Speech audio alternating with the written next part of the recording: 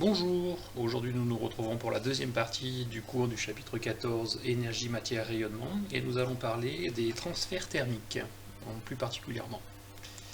Et donc tout d'abord premièrement on va parler de grand 1, transfert thermique et irréversibilité. Donc on vous dit ici que l'existence d'une différence de température entre deux systèmes ou deux parties d'un système induit un transfert spontané d'énergie de la partie la plus chaude vers la partie la plus froide.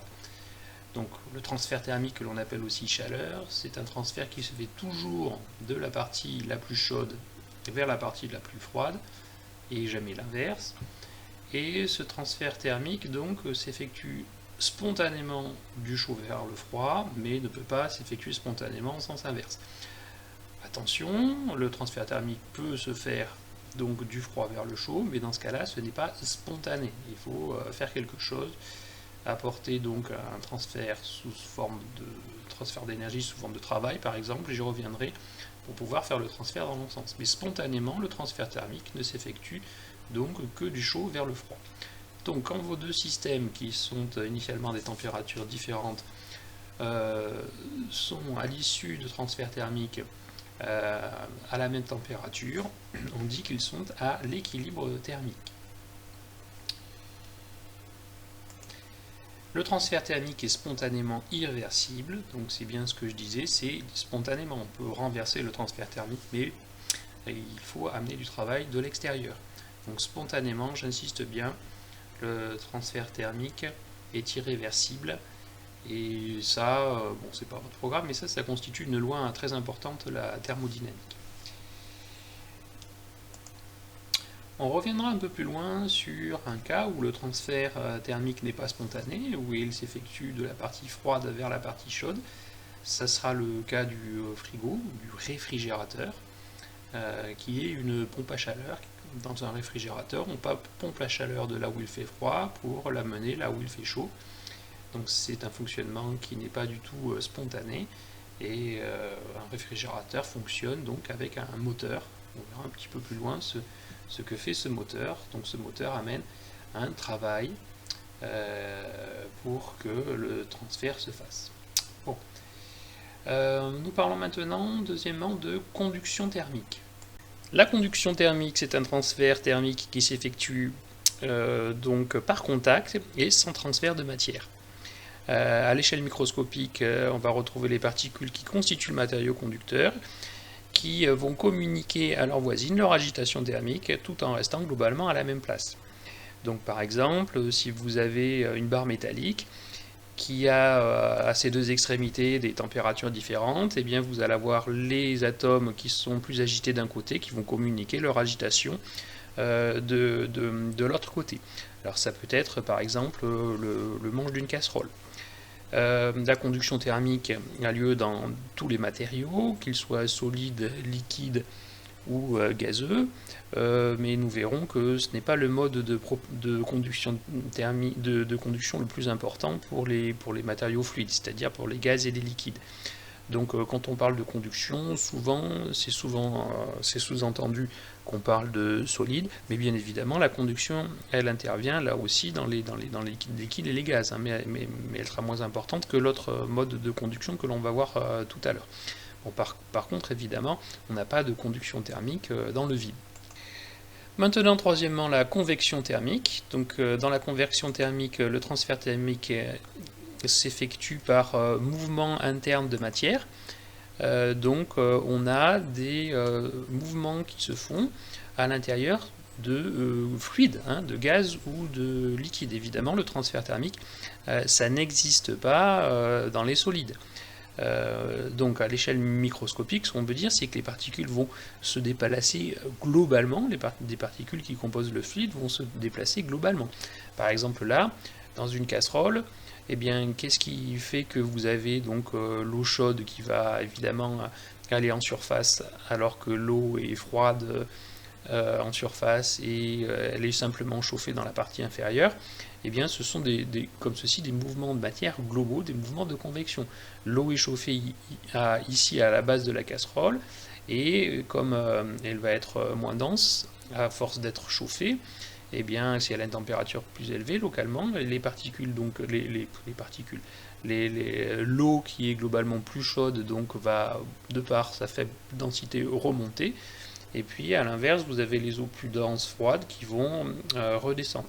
Donc vous avez comme ceci des boucles de convection. Donc la convection, en fait, c'est de l'agitation. Hein. Si vous voulez forcer les mouvements de convection, vous prenez une cuillère et vous agitez, vous induisez des mouvements de convection. Ce que vous faites quand vous touillez ce qu'il y a dans la casserole, quand vous remuez, pour que la température s'uniformise, c'est que vous allez accélérer les mouvements de convection. Donc les mouvements de convection, vous les retrouvez aussi dans l'air. Au-dessus d'un radiateur, souvent l'hiver on le voit, on voit des courants d'air qui peuvent soulever les posters que l'on a mis au-dessus d'un radiateur ou ce genre de choses. Donc évidemment dans l'air ou dans l'eau de la casserole, vous avez également de la conduction, mais la convection va primer sur la conduction. La conduction est un transfert qui est beaucoup moins efficace ici que la convection. Donc par exemple pour les radiateurs que vous avez chez vous, ou pour l'eau qu'il y a dans la casserole, le transfert thermique s'effectue principalement par convection, par mouvement donc macroscopique de matière, donc les molécules se déplacent globalement. Troisième mode de conduction thermique, de transfert thermique, pardon, le rayonnement thermique. Alors ça, on a déjà étudié ça. On a vu que tout corps peut échanger de l'énergie en émettant ou en absorbant des ondes électromagnétiques. Donc le rayonnement thermique, en fait, ce sont des ondes électromagnétiques, c'est un échange d'énergie par ondes électromagnétiques. Ce transfert d'énergie, donc, il est possible, lui, dans le vide, bien évidemment, contrairement au transfert thermique par convection et conduction. Puisque vous vous souvenez que les ondes électromagnétiques n'ont pas besoin de milieu matériel pour se propager. Alors un exemple vraiment basique pour le transfert thermique par rayonnement, bien, le soleil nous éclaire et nous réchauffe par transfert thermique par rayonnement, puisqu'entre le soleil et la Terre, vous avez évidemment en majeure partie du vide, et là, dans cette partie-là, le transfert thermique ne peut s'effectuer que par rayonnement. Bon, après, quand ce transfert thermique arrive sur l'atmosphère, dans l'atmosphère, les transferts thermiques vont se faire majoritairement par convection, puisque dans l'atmosphère, vous avez principalement des fluides. Par contre, entre le Soleil et la Terre, le seul transfert thermique possible, c'est le transfert thermique par rayonnement. Alors pour résumer, ces trois modes de transfert thermique sont souvent présents ensemble, plus ou moins. Hein. Alors là, je vous ai mis un petit schéma qui regroupe un petit peu les informations que je vous ai mis. Donc vous imaginez à côté d'un feu de cheminée, eh bien vous mettez vos mains en face du feu, donc pas au-dessus, hein, en face. Ce que vous allez sentir, c'est un transfert thermique par rayonnement. Vous avez vos mains qui chauffent. Si vous mettez les mains ce coup-ci au-dessus, eh bien au-dessus vous allez avoir ici un transfert thermique qui va s'effectuer aussi par rayonnement, mais principalement par mouvement donc convectif de l'air chaud qui va monter. En fait, en gros, vous n'avez pas du tout intérêt à mettre vos mains au-dessus du feu, même bien au-dessus, puisque ça chauffe énormément. Ce mouvement convectif est très très efficace. Hein. Et puis, autre mode de transfert thermique, si vous mettez une barre en fer, un tisonnier par exemple, pour remuer les braises, eh bien vous allez évidemment voir que la barre que vous mettez au contact des flammes va se réchauffer progressivement et brûler votre main. C'est un petit peu comme la cuillère que vous mettez dans la casserole. Eh bien, si vous remuez la casserole, vous allez avoir la cuillère qui va devenir de plus en plus chaude. Alors, ça dépend de la nature de la cuillère, justement, c'est quelque chose sur lequel on va insister. Tous les matériaux ne conduisent pas la chaleur de la même façon. Si vous avez une cuillère en bois, vous brûlerez moins que si vous avez une cuillère en métal. Grand 4, maintenant, on va parler du flux thermique dans la matière, et tout d'abord, on va définir le flux thermique. Donc le flux thermique, c'est aussi la puissance thermique, donc il est noté ici par la lettre grecque, ça c'est la lettre grecque phi, c'est Q divisé par delta T. delta T, c'est, faites attention ici, c'est un petit t. Petit t, c'est le temps. Hein, ne confondez pas ce petit t avec le grand T pour la température. Et vous avez donc Q sur delta T. Q, c'est le transfert thermique. Donc, le flux thermique, c'est le transfert thermique divisé par le temps, par la durée, puisqu'ici c'est un intervalle de temps, c'est delta T. Ce transfert thermique, ce sont des joules divisés par des secondes, c'est donc en watts. Donc, comme on va envisager une petite application, donc on a un transfert thermique de 600 joules pendant une durée delta T de 10 secondes. Donc ça nous fait un flux thermique de combien? Donc 600 joules divisé par 10 secondes, ça nous fait 60 watts. Voilà, petite application. Alors le transfert thermique peut s'effectuer plus ou moins facilement à travers une paroi. Donc vous avez ici sur le schéma une paroi qui sépare ici une partie chaude d'une partie froide.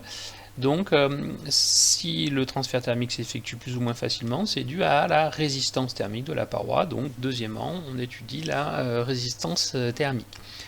Donc vous voyez ici, on a un flux qui s'effectue donc du chaud, c'est-à-dire là où la température est de TA, vers le froid, là où la température est de TB. Alors, on va définir une résistance thermique un petit peu de façon analogue avec la résistance que vous connaissez en électricité. Alors, on établit que le flux thermique dont on a parlé tout à l'heure, qui était égal à Q sur delta T, est proportionnel donc à la différence de température que vous avez entre là où il fait chaud et là où il fait froid, donc TA moins TB.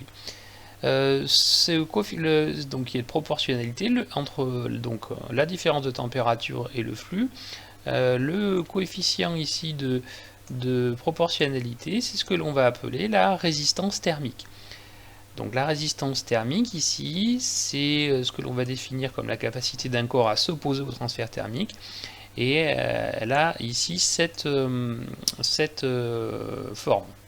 Alors on va regarder ça de près. Donc là, pour une paroi, la résistance thermique, donc sa faculté d'isoler, disons, un milieu d'un autre, thermiquement, ça va dépendre de quoi? Bon, alors on voit ici, clairement, ça va dépendre de la surface. Plus la surface est grande, et plus vous avez donc de transfert thermique qui peut s'effectuer. Donc la résistance thermique va être d'autant plus faible que la surface est grande ou inversement. Donc on retrouve donc dans notre relation que la surface se retrouve au dénominateur dans l'expression de la résistance thermique. Après, on voit que, bien, effectivement, notre paroi va s'opposer d'autant plus au transfert thermique qu'elle est épaisse. Donc, on va retrouver dans la relation qui donne la résistance thermique l'épaisseur de la paroi au numérateur. On peut imaginer ici, plus on a un matériau qui est épais, plus il va isoler de milieu extérieur, si vous voulez. Bon, donc, la résistance thermique, on comprend bien, donc, proportionnelle à l'épaisseur de la paroi, inversement proportionnelle à la surface de la paroi. Il y a un autre coefficient qui intervient dans cette résistance thermique et qui va tenir en compte des propriétés des matériaux. Tous les matériaux ne s'opposent pas au transfert thermique de la même façon. Vous avez les matériaux qui conduisent mieux que d'autres. Le transfert thermique, les meilleurs isolants thermiques, c'est la laine de verre par exemple. Donc on va introduire une grandeur que l'on va appeler lambda, qui est la conductivité thermique. Alors, pour ce qui est des unités, donc notre flux thermique s'exprime en watts, les températures s'expriment en Kelvin, mais comme ici on a des différences de température, vous vous souvenez qu'on peut là encore les exprimer en degrés Celsius.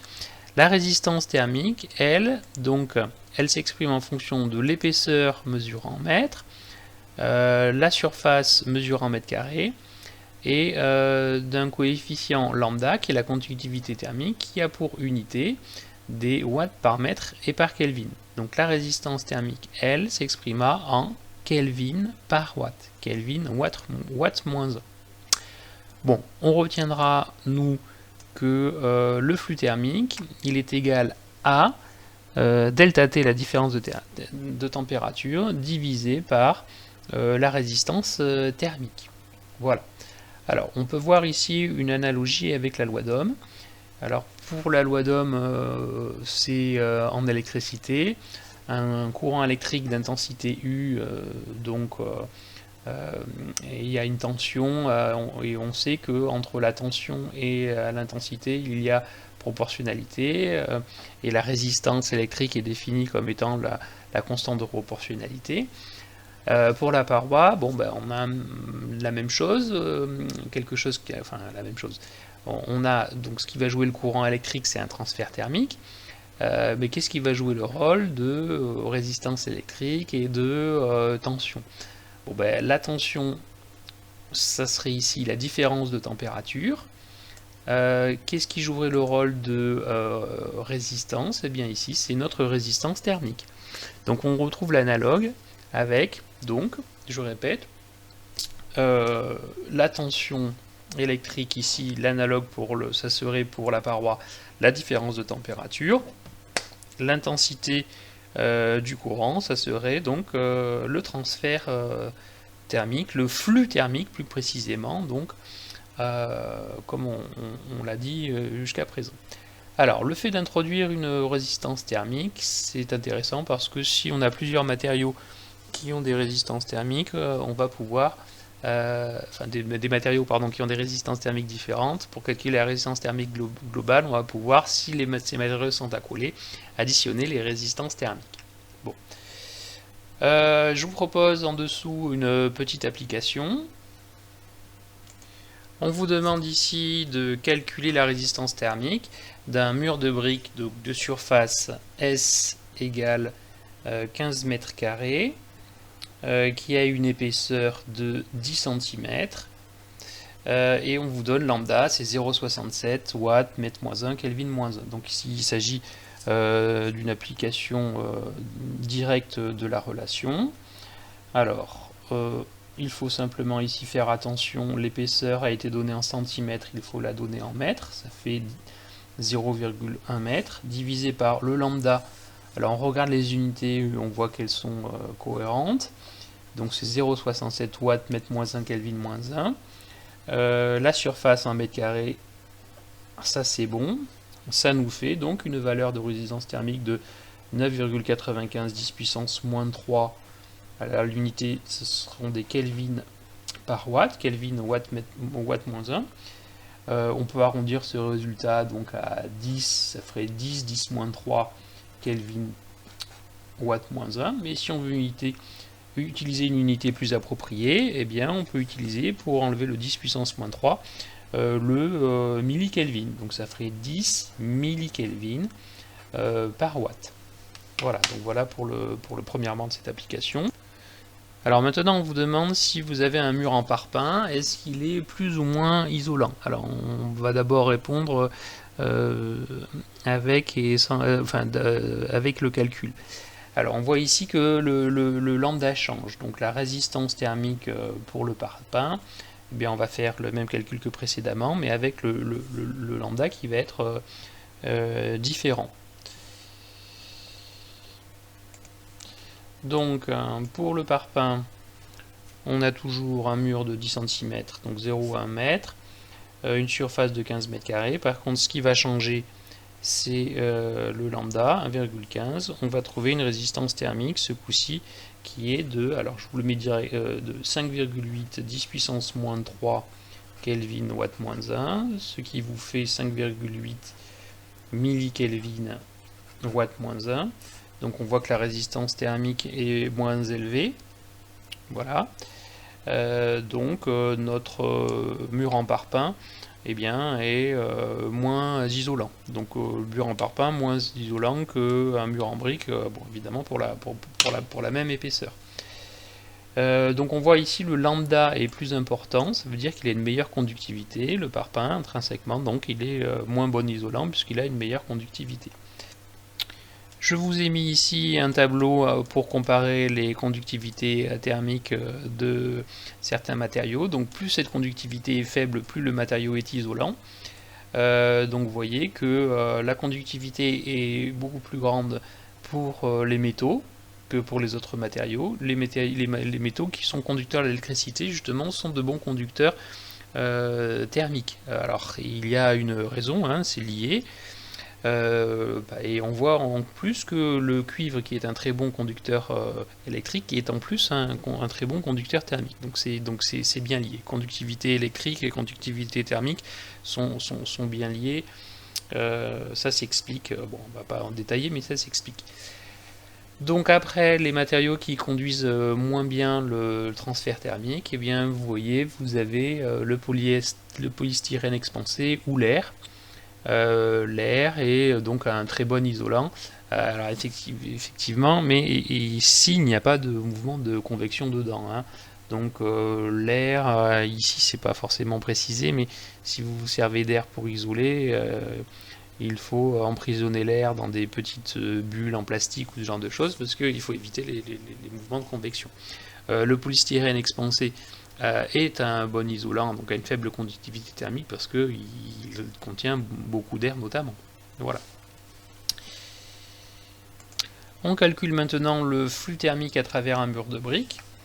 Le flux thermique, on l'a exprimé comme étant la différence de température divisée par la résistance thermique. Alors, application, donc, flux thermique. Donc différence de température 18 degrés moins 4 degrés sur résistance thermique. Donc on est pour le mur de briques, on était à 9,95 10 puissance moins 3 avec l'unité qui va bien. Et donc on a un flux thermique de 1407 watts. Voilà pour l'application. Donc l'application a peu de mise en contexte.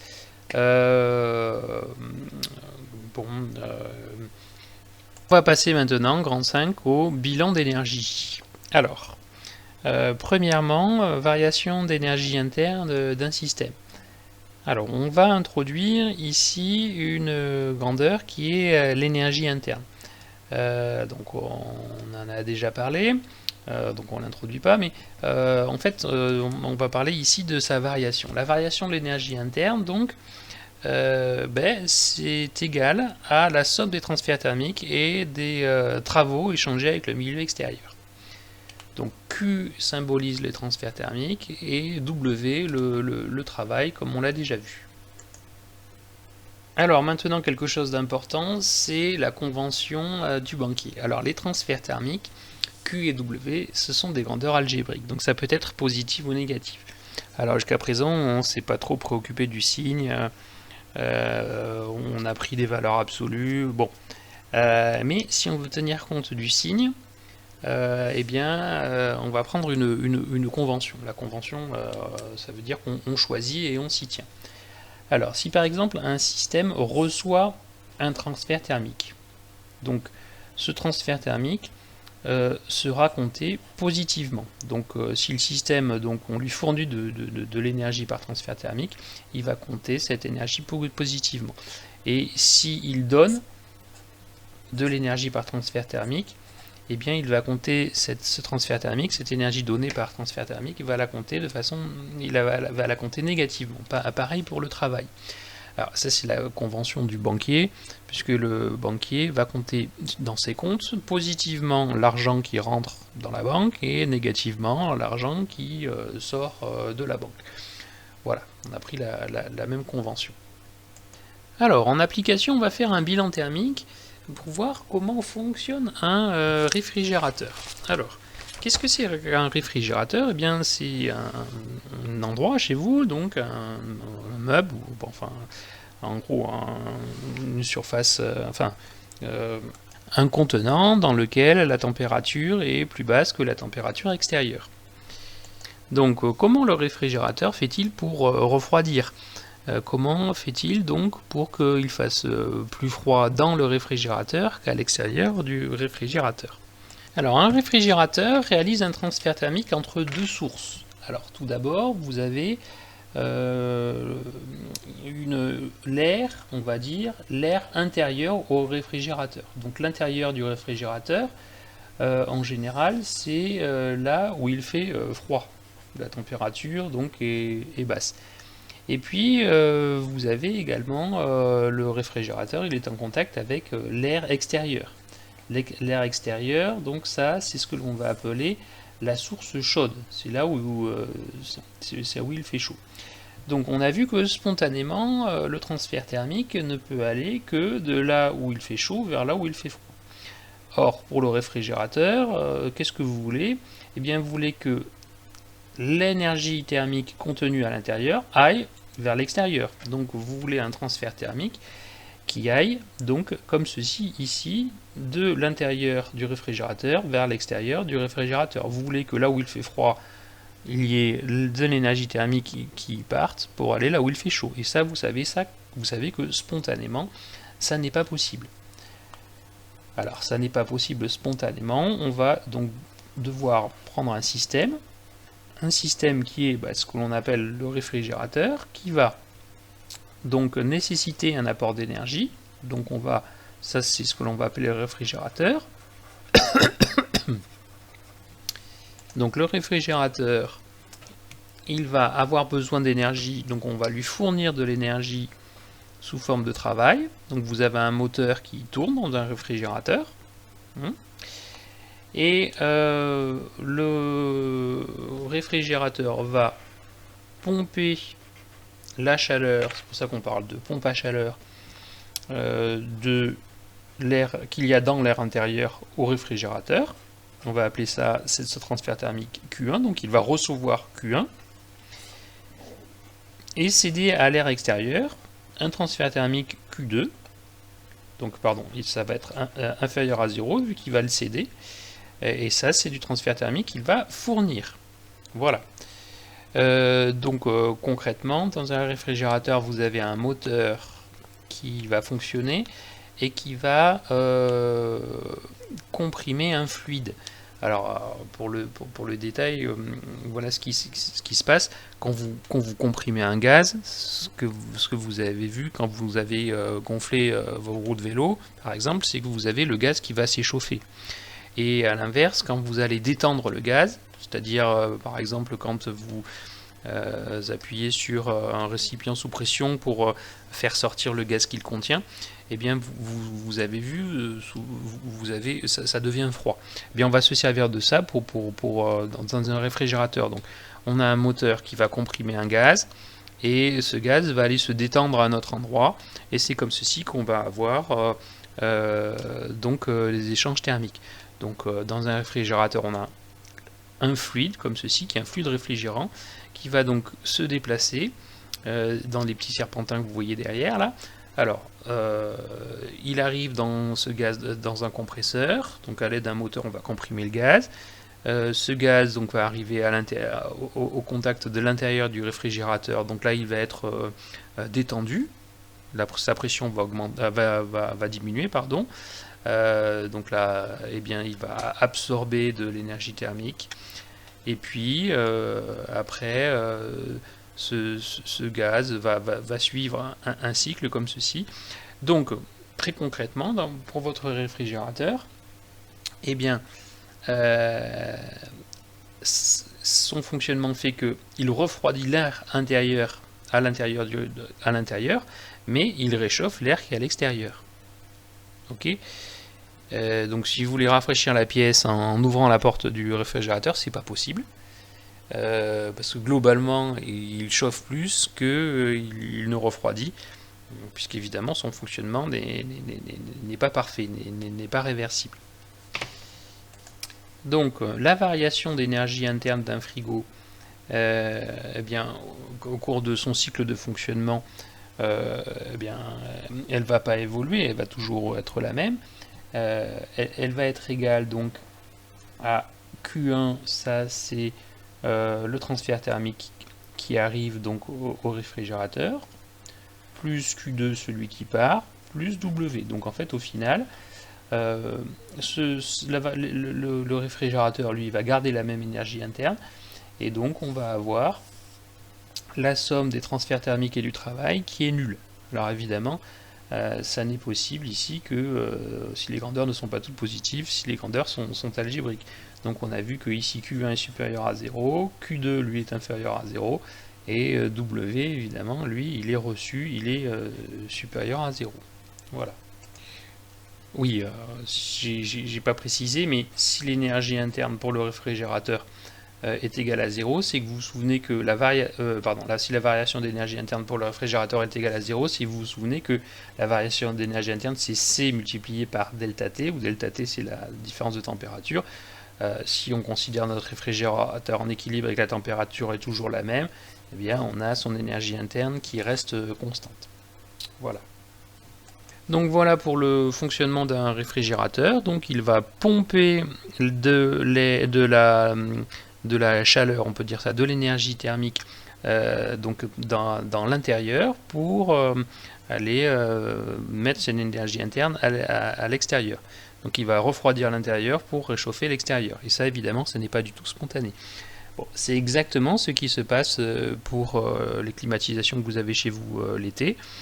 L'intérieur de la pièce qui est climatisée donc est refroidi et on réchauffe l'extérieur. Donc on a un compresseur exactement comme dans un réfrigérateur. C'est exactement la même chose. Voilà. Donc climatiseur et réfrigérateur, on appelle ça des pompes à chaleur. Puisque on ne crée pas d'énergie thermique, en fait on ne fait que transférer de l'énergie thermique, on ne fait que la pomper, on l'envoie d'un endroit à un autre, mais évidemment dans un sens qui n'est pas spontané. Donc voilà, j'en ai fini pour le cours de ce chapitre 14. Il y a évidemment beaucoup d'applications là-dessus. Nous verrons ça ensemble, donc j'espère que vous avez bien suivi. Et je vous remercie de votre attention. À bientôt.